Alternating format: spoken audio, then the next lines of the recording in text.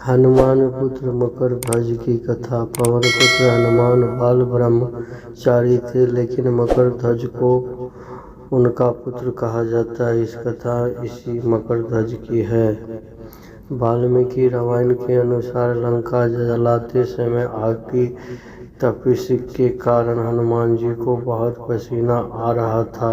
इसलिए लंका दहन के बाद जब उन्होंने अपनी पूंछ में लगी आग को बुझाने के लिए समुद्र में छलांग लगाई तो उनके शरीर से पसीने की एक बड़ी सी बूंद समुद्र में गिर पड़ी। उस समय एक बड़ी मछली ने भोजन समझ वह बूंद निगल ली। उसके उदर में जाकर वह बूंद एक शरीर में बदल गई। एक दिन पाताल के असुरराज अहिरावण के सेवकों ने उस मछली को पकड़ लिया। जब वे उसका पेट चीर रहे थे तो उसमें से वानर की आकृति का एक मनुष्य निकला। वे उसे अहिरावण के पास ले गए। अहिरावण ने उसे पातालपुरी का रक्षक नियुक्त कर दिया। यही वानर हनुमान पुत्र मकरध्वज के नाम से प्रसिद्ध हुआ। जब राम रावण युद्ध हो रहा था तब रावण की आज्ञा के अनुसार अहिरावण राम लक्ष्मण का अपहरण कर उन्हें पातालपुरी ले गया। इसके अपहरण से वानर सेना भयभीत हुआ शोकाकुल हो गई, लेकिन विभीषण ने यह भेद हनुमान के समक्ष प्रकट कर दिया। तब राम लक्ष्मण की सहायता के लिए हनुमान जी पातालपुरी पहुँचे। जब उन्होंने पाताल के द्वार पर एक वानर को देखा तो वह आश्चर्यचकित हो गए। उन्होंने मकरध्वज से उसका परिचय पूछा। मकरध्वज अपना परिचय देते हुए बोला, मैं हनुमान पुत्र मकरध्वज हूँ और पातालपुरी का द्वारपाल हूँ। मकरध्वज की बात सुनकर हनुमान जी क्रोधित होकर बोले, यह तुम क्या कह रहे हो दुष्ट? मैं बाल ब्रह्मचारी हूँ, फिर भला तुम मेरे पुत्र कैसे हो सकते हो?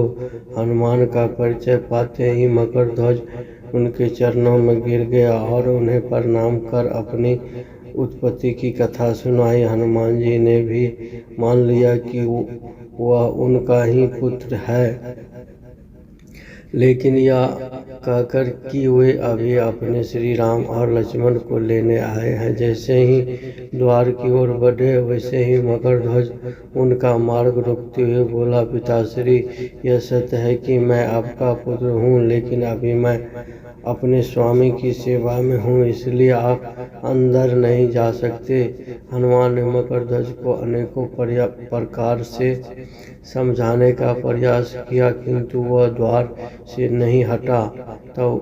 तब दोनों में घोर युद्ध शुरू हो गया। देखते ही देखते हनुमान जी उसे अपनी पूंछ में बांधकर पाताल में प्रवेश कर गए। हनुमान जी सीधे देवी मंदिर में पहुंचे, जहां अहिरावण राम लक्ष्मण की बलि देने वाला था। हनुमान जी को देखकर चामुंडा देवी पाताललोक से प्रस्थान कर गई। तब हनुमान जी देवी रूप धारण करके वहां स्थापित हो गई।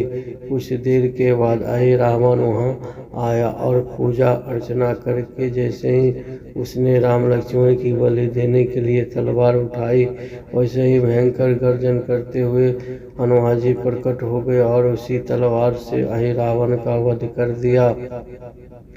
उन्होंने राम लक्ष्मण को बंधन मुक्त किया। तब श्री राम ने पूछा, हनुमान, तुम्हारी पूंछ में यह कौन बांधा है?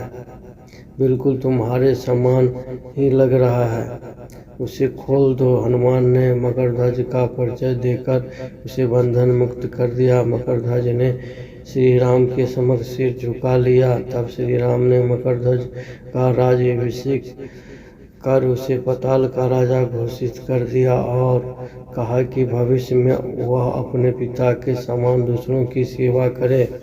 यह सुनकर मकरध्वज ने तीनों को प्रणाम किया। तीनों उसे आशीर्वाद देकर वहां से प्रस्थान कर गए। इस प्रकार मकरध्वज हनुमान